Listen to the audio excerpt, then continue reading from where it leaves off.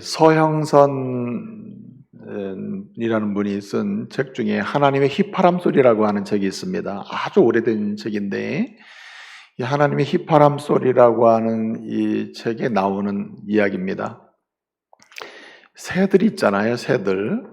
새들이 이제 날개 있는 동물 아닙니까? 그래서 큰 날개가 있는 새가 있고 작은 날개 있는 새가 있고 또 큰 날개를 가졌지만 잘 나는 새가 있고 못 나는 새도 있지 않습니까? 어떻든 여러분의 귀에 우리가 흔히 새가 노래한다 라는 말을 하잖아요. 새들이 노래하는 이 노래소리, 그 지저귀는 소리를 들으면 기분이 좋잖아요. 새들의 그 아름다운 노래소리를 들려주는 새는 어떤 새입니까? 날개가 크고 큰 새입니까? 아니면 작은 새입니까? 생각을 깊이 해봐야 됩니까? 그건 아니잖아요. 독수리가 무슨 저 이쁜 소리를 들려서 새들의 노래소리다 이렇게 그런 건 아니잖아요. 타조가 말이에요. 뭐 아름다운 노래소리 이런 건 아니잖아요. 여러분 새들의 지저귀는 아름다운 노래소리는 그 새들이 어떤 새입니까?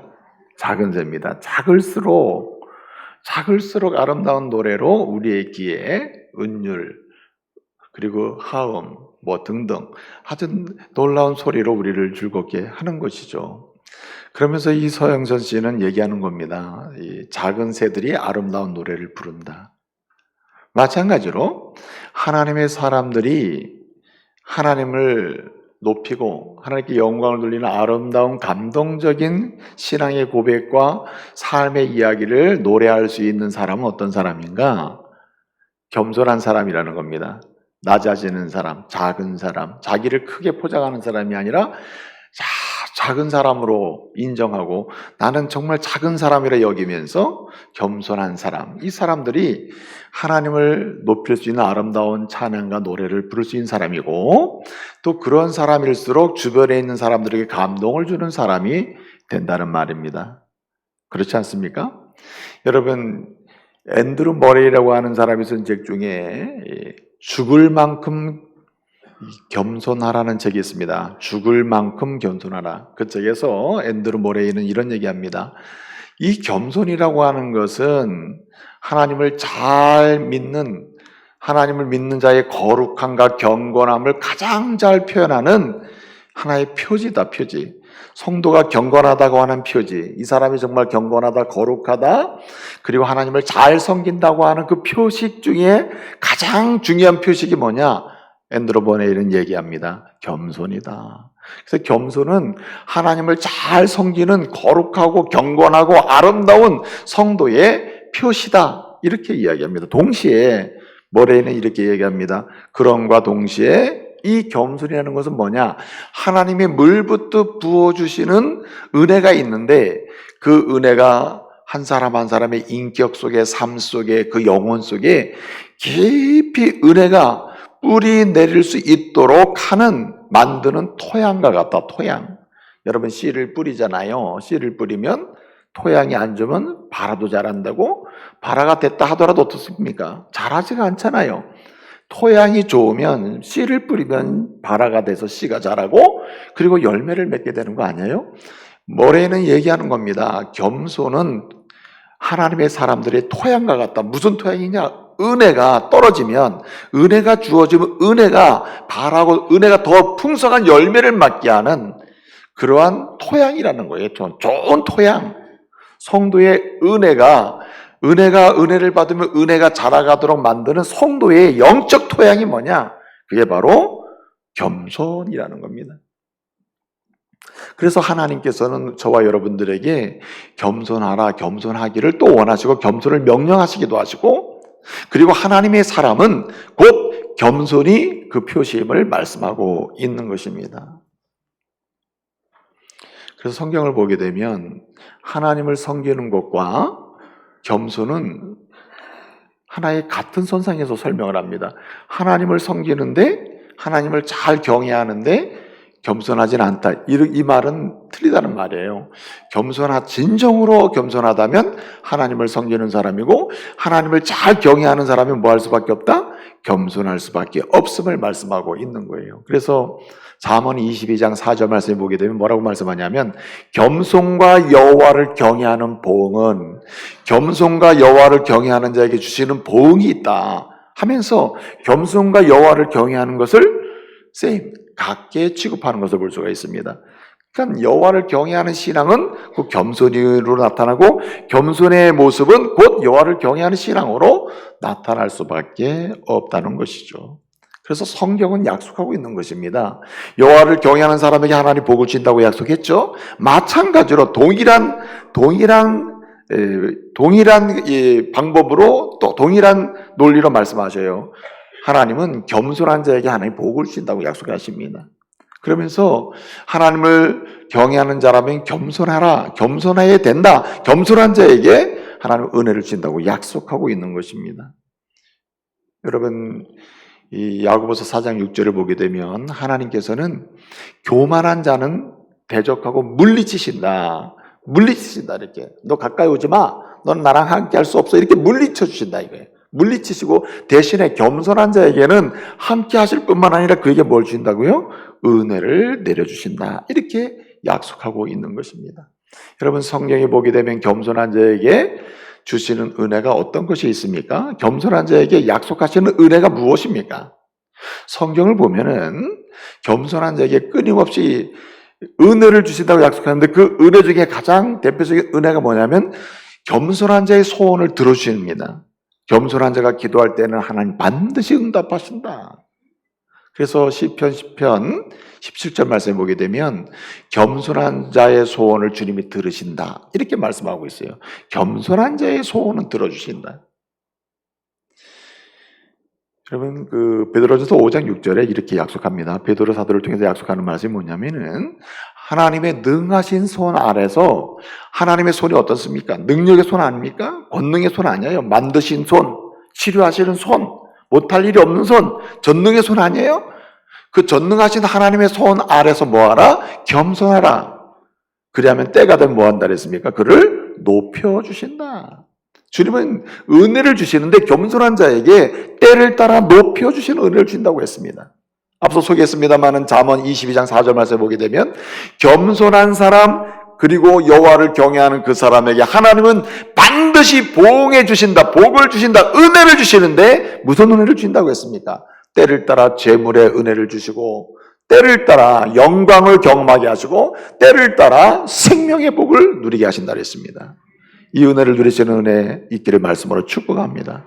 그래서 우리는 겸손으로 가야 된다. 겸손으로. 겸손은 선택의 문제가 아닙니다. 하나님을 믿는다면 바로 어디로 가게 되냐면 겸손의 자리로 가게 된다는 거예요. 여러분, 하나님이 약속하신 것 중에 겸손한 자를 귀히 쓰신다고 했습니다. 겸손한 자를 귀히 쓰신다. 하나님은요, 겸손한 자를 쓰십니다. 여러분, 하나님이 쓰신 사람을 한번 보세요. 예컨대 뭐 기도원이든 다윗이든 솔로몬이든 하나님이 쓰신 사람들은 쓰임받을 당시를 보게 되면 사실 사울왕도 마찬가지였습니다. 사울왕도 초기에는 스스로 어떻게 여겼습니까? 작게 여겼다. 겸손하게, 나는 겸손의 자리로 내려간 사람을 볼 수 있습니다. 사랑하는 성도 여러분, 하나님을 은혜로 믿게 된 주의 백성으로서 하나님을 경외하기를 소원하는 사람으로서 오늘 말씀을 통해서 다시 겸손의 자리로 내려가는 은혜가 있기를 말씀으로 축복합니다. 그래서 하나님이 겸손한 자들에게 약속하신 그 은혜를 때를 따라서 경험하고 누리고 그리고 끊임없이 간증하고 끊임없이 증언하고 끊임없이 나눌 수 있는 이런 성도가 되시기를 소원합니다. 여러분, 어떻게 하면 우리가 겸손의 자리로 내려갈 수가 있습니까? 겸손함으로 하나님의 은혜를 받을 수 있겠습니까? 오늘 주님은 사도 바울을 통해서 이 길을 모색하고 이 길을 제안해 주고 계십니다. 오늘 사도 바울 말씀을 보게 되면 뭐라고 합니까? 고린도전서 15장 9절에서 바울이 이렇게 고백합니다. 나는 사도들 중에 가장 작은 자라. 이렇게 고백합니다. 무슨 말입니까? 이건 바울의 겸손을 보여주는 거예요. 사실은 사도들 중에 가장 작은 자는 아닙니다. 객관적으로 보게 되면 사도 바울은 예수님이 세워놓으신 사도들 중에 작은 자는 아니에요. 그가 한 일을 보더라도 사역을 보더라도, 그가 하나님 말씀을 기록한 분량을 보더라도 그가 한 일은 대단히 큽니다. 다른 사도들보다 작을 수가 없어요. 다른 사도들과 비교해서 모자랄 수가 없는 사람이 바로 바울입니다. 그럼에도 불구하고 바울은 스스로 뭐라고 하냐면 나는 사도들 중에 가장 작은 자라. 무슨 얘기입니까?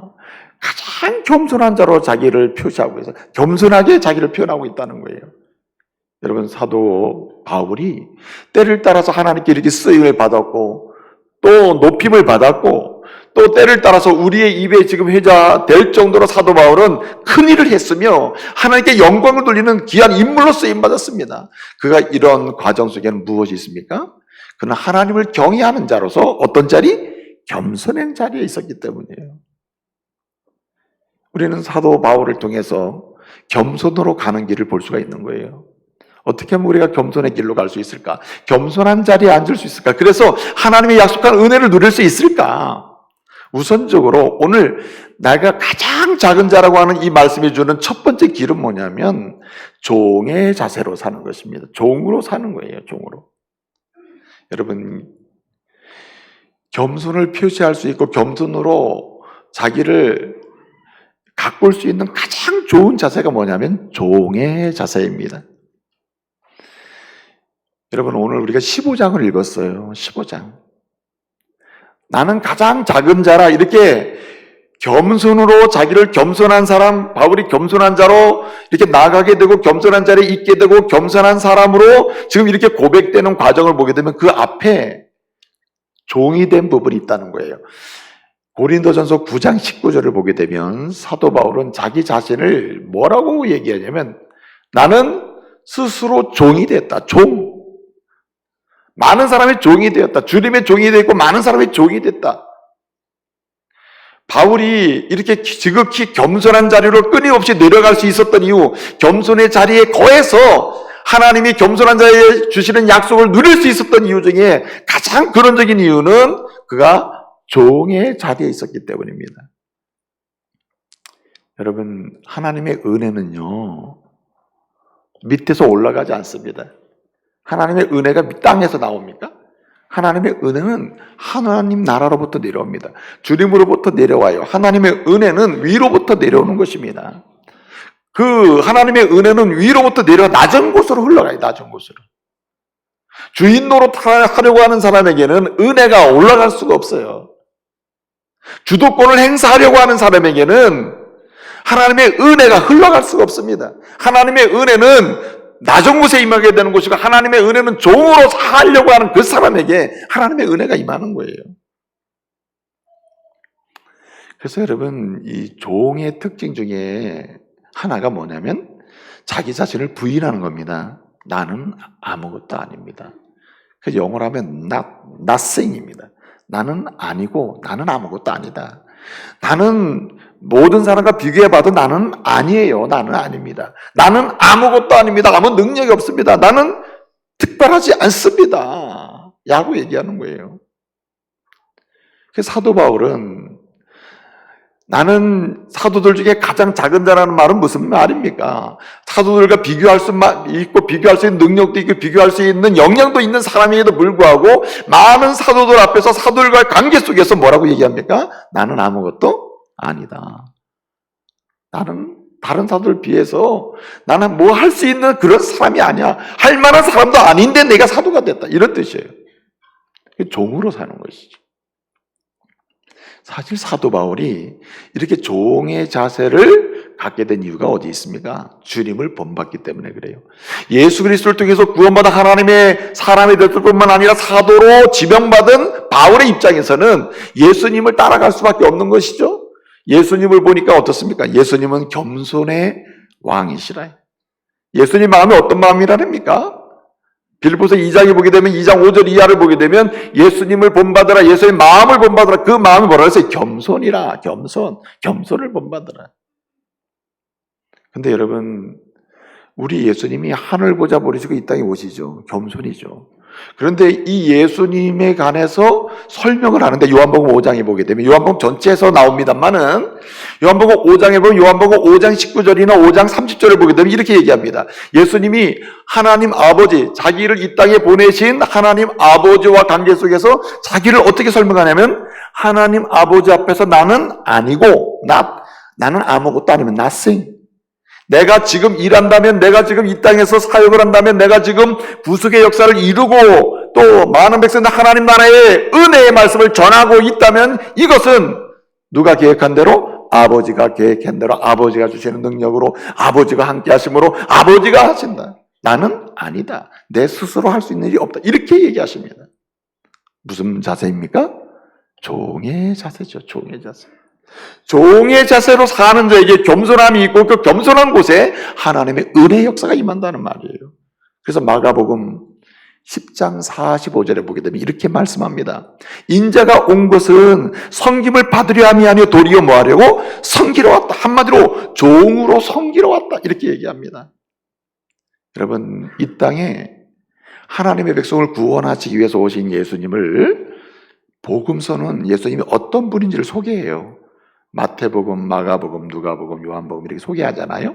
근데 그 복음서마다 다 강조점이 달라요.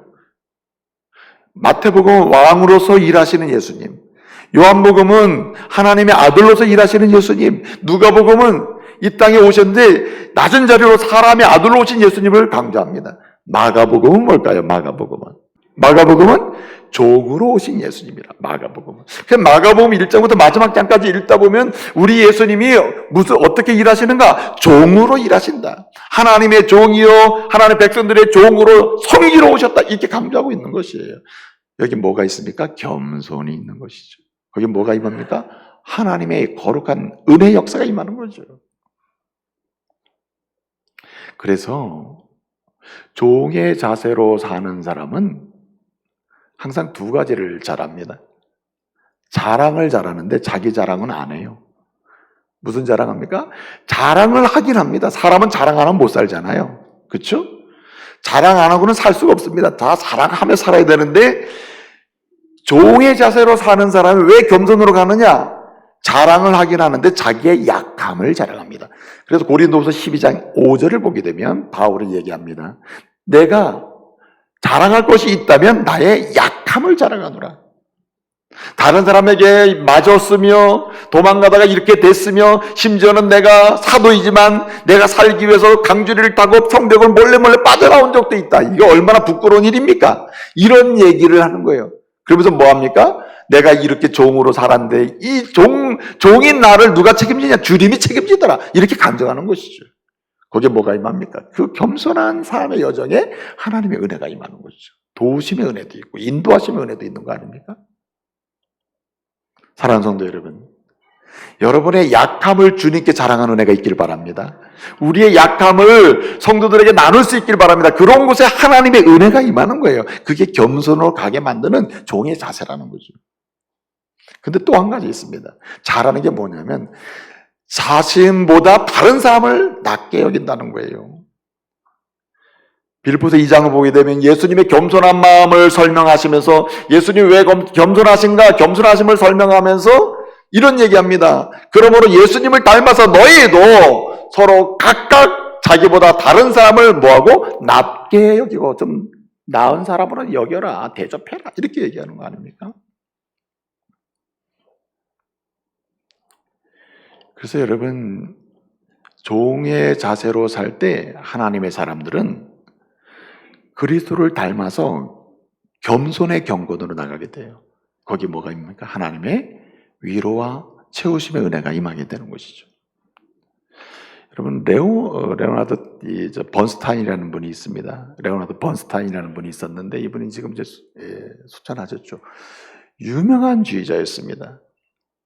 이분에게 어떤 음악가가 묻습니다. 뭐라고 묻냐면, 주의자님, 악기 중에 제일 연주하기 어려운 악기가 무엇입니까? 이 오케스트라 주의자, 합창의 주의자, 오케스트라의 주의자로서 악기 연주 중에 제일 어려운 악기가, 연주하기 어려운 악기가 뭡니까? 이렇게 물었다는 거예요. 그랬더니 번스타인이 이런 대답을 했답니다. 연주하기 어려운 악기는 제2 바이올린, 제2 플룻이 연주하기가 어렵다는 거예요. 아니, 바이올린은 바이올린이지 왜 제2 바이올린, 제2 플룻 연주하기가 어렵냐 이거예요. 사실 여러분이 잘 알다시피 오케스트라를 보게 되면 제2 바이올린, 제2 플룻 때문에 연주자는 어때요? 제1 바이올린, 제1 플룻 주자보다는 뒤로 가잖아요. 그리고 리드하는 거 아니잖아요. 그리고 항상 평가와 칭찬을 들으면 1 연주자가 받잖아요.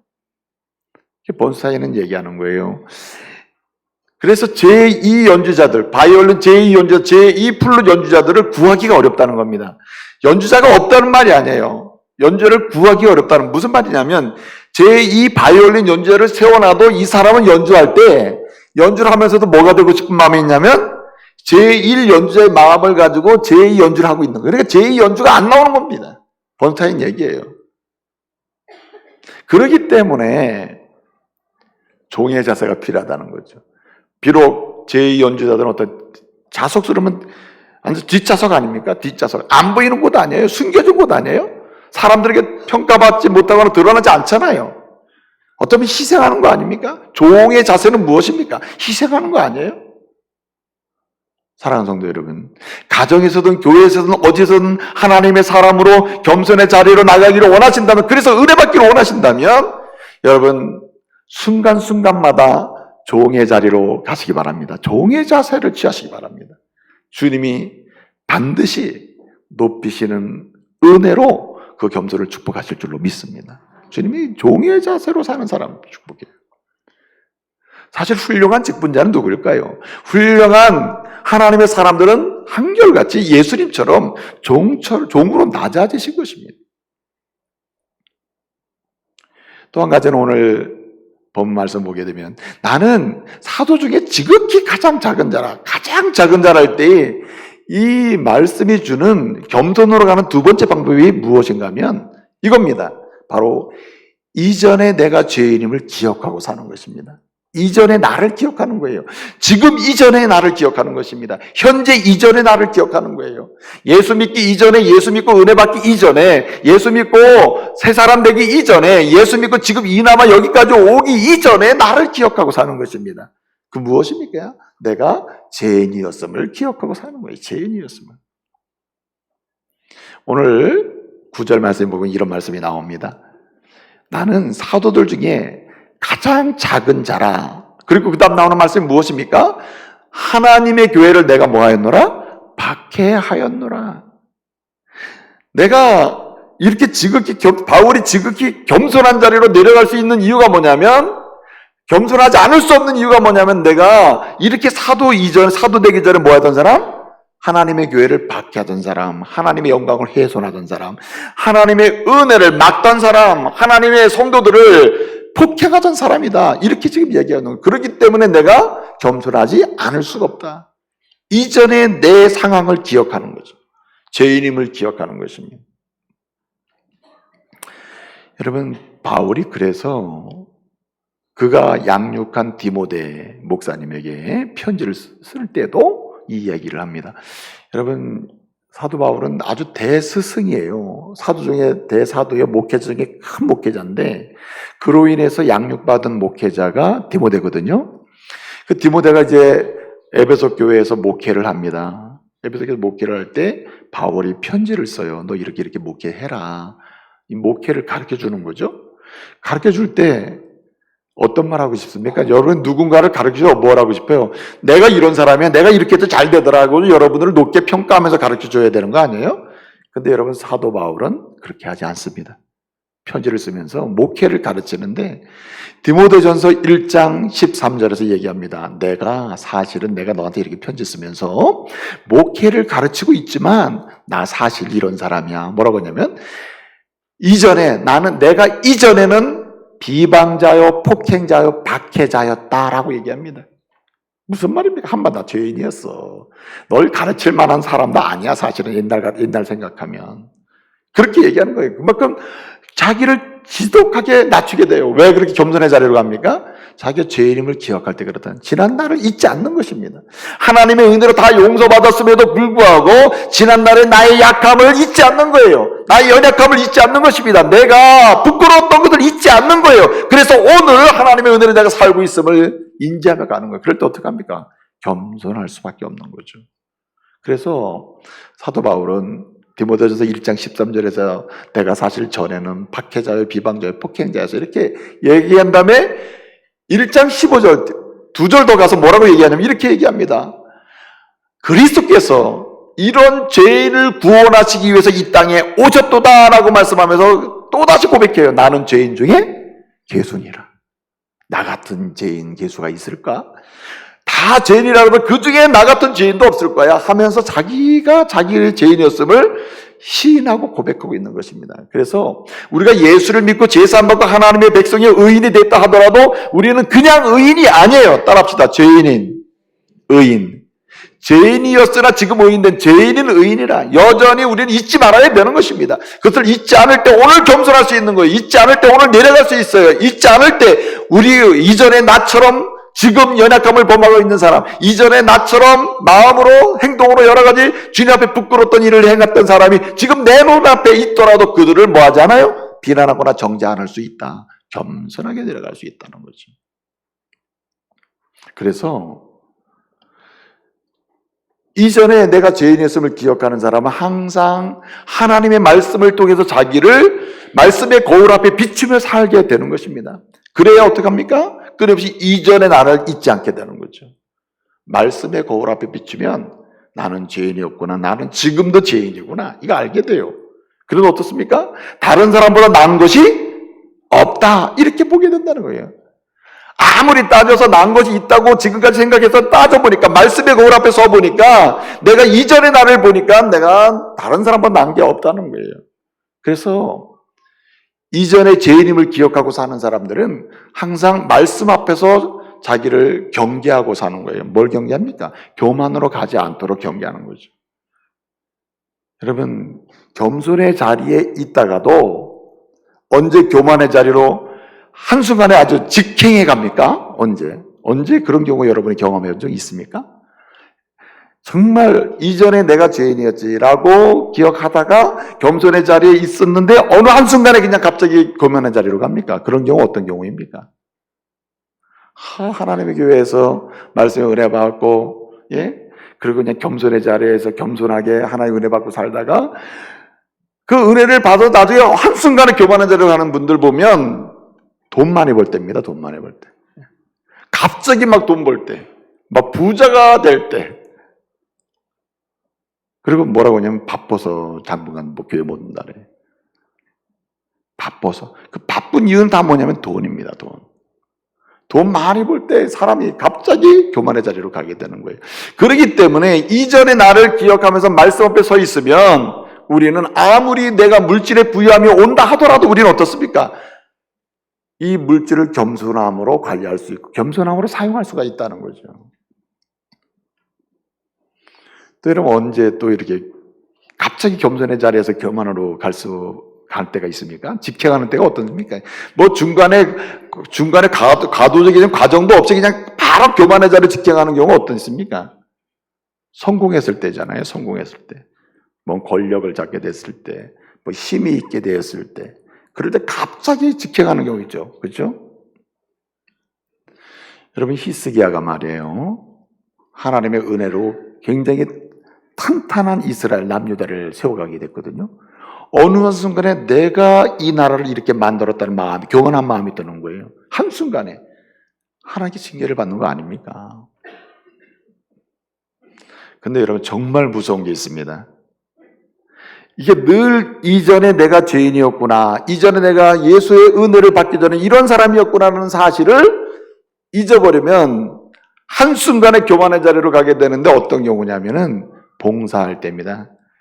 제대로 봉사했을 때, 제대로 뭔가 교회에서, 이 교회에서 가장 큰 어려움이 이런 겁니다.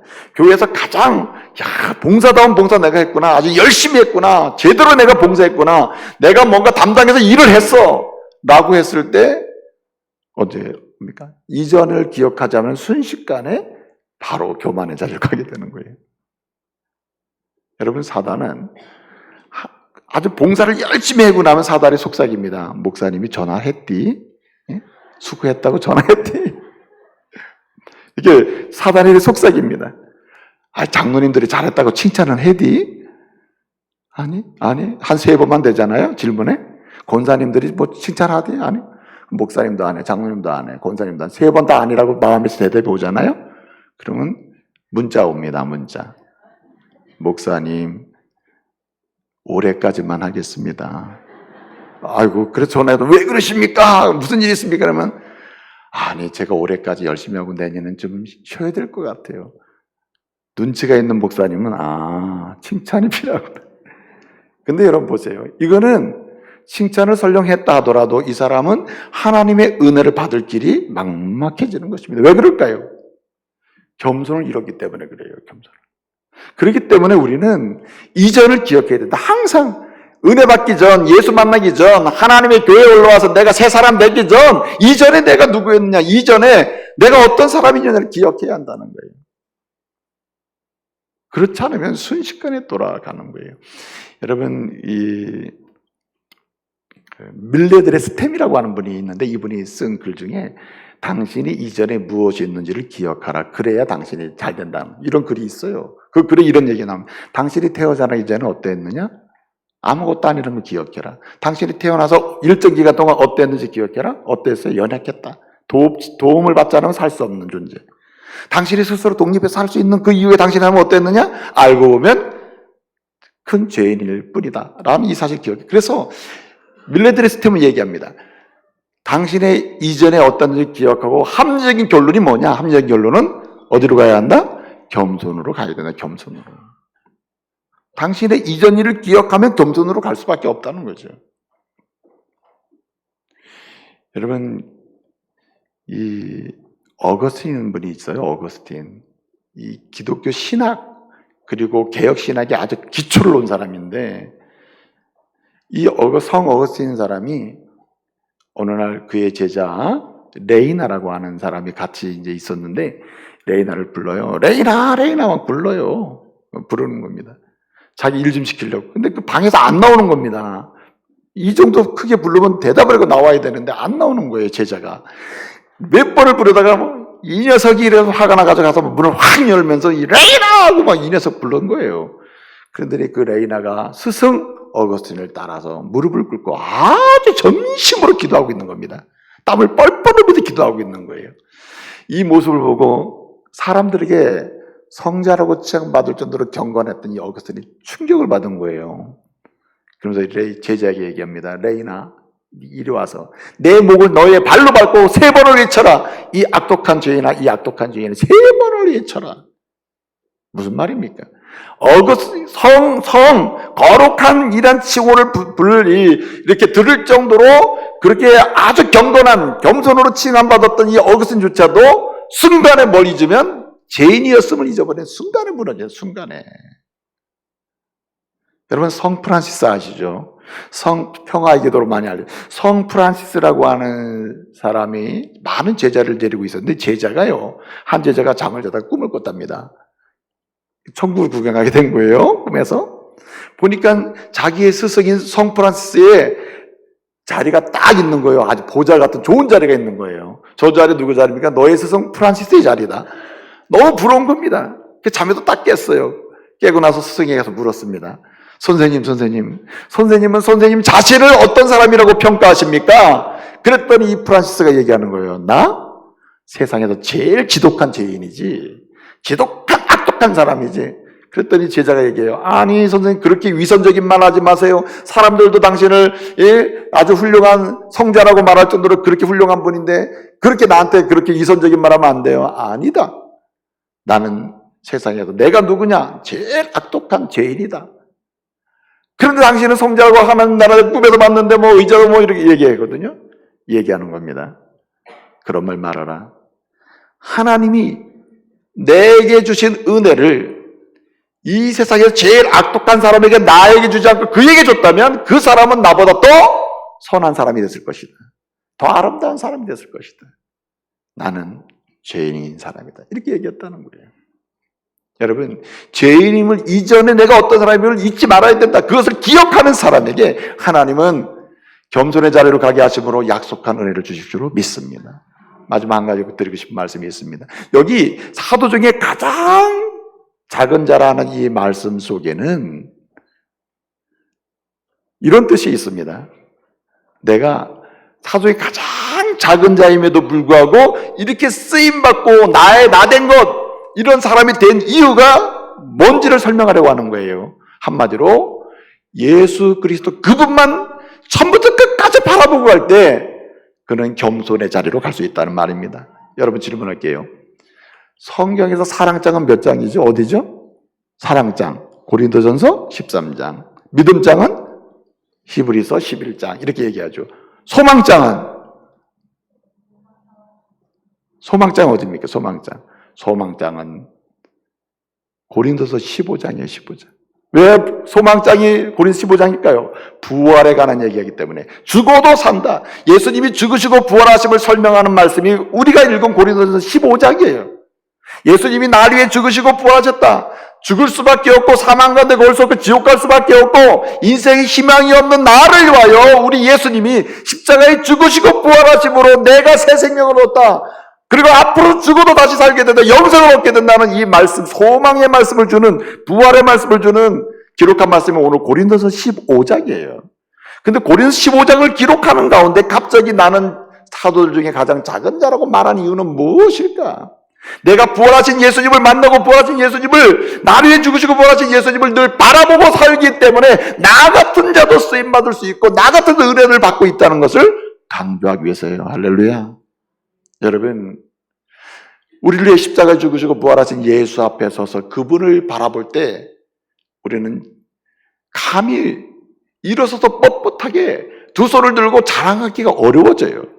나를 위해 죽으신 예수 앞에 무릎을 꿇게 되고, 나를 위해 이 땅에 오신 예수 앞에서 머리를 숙이게 되고, 나를 위해서 모든 걸 아끼고 주신 예수 그리스도 앞에서 우리는 엎드려 부복할 수밖에 없게 되는 거예요. 바울은 얘기하는 겁니다. 오늘 우리가 읽지 않았습니다. 8절 말씀에 보게 되면 이런 말씀이 있어요. 8절에 맨 나중에 부활하신 예수님을 만난 사람, 이렇게 얘기합니다. 맨 나중에.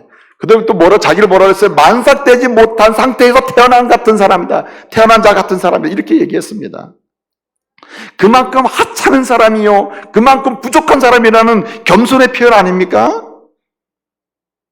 근데 여러분 보세요. 왜 이 이야기를 할까요? 이렇게 하찮은 사람, 별 볼 일 없는 사람, 문제가 많은 사람, 희망이 없던 사람이든 내가 어떻게 희망 있는 사람이 됐을까? 누구 만나서? 부활하신 예수 만나서, 나를 이 땅에 오신 예수 만나서, 나를 십자가에 죽으신 예수 만나서, 부활하신 예수 만나서, 그분 내 인생을 책임진 예수 만나서 내가 이렇게 됐다는 거예요. 그래서 바울은 얘기하는 겁니다. 어떻게 하면 겸손으로 가느냐? 그래서 평생의 은혜를 누리고 사느냐? 길은 딱 하나라는 거예요. 부활하신 예수 그리스도를 바라보고 살아라. 예수 의지하고 살아라. 그 이름 부르며 살아라. 여러분, 예수님이 부활하셔가지고 제일 먼저 나타나신 분이 누구에게 나타났죠? 아유, 피곤한데 뭐 그런 질문을. 예? 아니, 예수님이 이제 부활하셔가지고 제일 먼저 나타나신 누구에게 나타났어요? 막달라 마리아에게 나타났거든요. 막달라 마리아. 근데 오늘 고린도서 15장은요, 예수님의 부활을 설명하고 있거든요. 부활하심을 설명하고 있는데, 제일 먼저 누구에게 나타났다고 설명하냐면은, 5절을 보게 되면 게바는 베드로를 가리키거든요. 제일 먼저 부활하신 예수님이 베드로에게 나타났다 지금 설명하고 있습니다. 원래 막달라 마리아 아닙니까? 그리고 제일 마지막에 누구에게 나타났다고 지금 하죠? 여기서는 바울 자신에게 나타났다고 있단 말이에요. 그러면 오늘 막달라 마리아에게 나타난 걸 부정하는 게 아닙니다. 이유가 있어요. 베드로에게 먼저 나타났고 그 다음에 자기가 나타났다 마지막으로, 이 얘기하는 이유는 베드로나 자기랑 똑같은 상황이 지금 있는 거예요. 베드로가 어떤 사람입니까? 제자들 중에 뭘 대표합니까? 물론 수제자인데 예수님이 십자가에 못 박혀 들어갈 당시에 제자들의 모든 모습을 대표해주는 대표자가 베드로인데 뭘 대표해요? 부인의 대표자, 부인. 예수 몰라, 예수 상관없어, 나는 예수 안 믿어, 이렇게 아예 대놓고 부인했던 사람이 베드로 아닙니까? 이런 사람을 하나님께서 위대한 하나님의 사도로 주님 승천하시는 귀하게 쓰임받게 했단 말입니다. 이 사람이 왜 이렇게 은혜를 받아서 이렇게 됐을까요? 누구 바라보고 살아서? 그를 위하여 죽으시고 부활하신 예수 만나고 그분을 바라보고 그분 앞에 엎드렸더니 어떻게 됩니까? 하나님께서 은혜를 베푸사 사도로 그 역할을 감당해 하셨다는 거예요.